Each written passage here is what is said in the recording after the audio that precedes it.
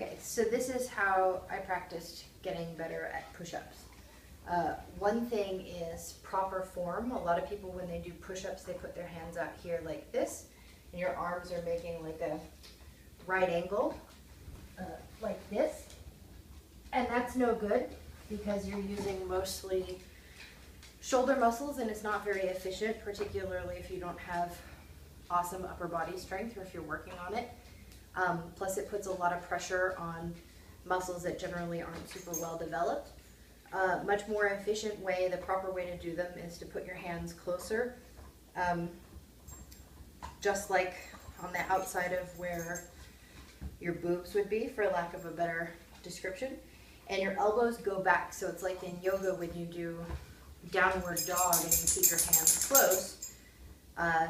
It's a lot more efficient, so it's harder to get used to in the beginning because you naturally want to put your hands out, but once you get good at it, it's a lot easier to be stronger because you're using more of your biceps and your triceps rather than your shoulder muscles.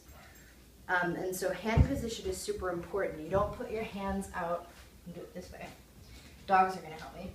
You don't put your hands out in front of you like this. Instead, you put them pretty much right under where your chest would be. And then, go over there. Obviously, when I practice push-ups, it's not when the dogs are making movies. It's at CrossFit. So you put your hands more underneath you like this so that as you fold your arms, they're going straight back behind you. But it's hard.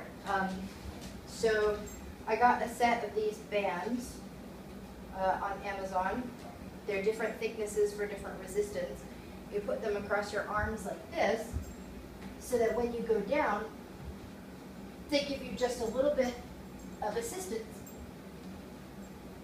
And the thicker ones obviously are more resistance, so they give you more bounce. But eventually, you should be able to get down to the skinny one like this. And you know, if you can do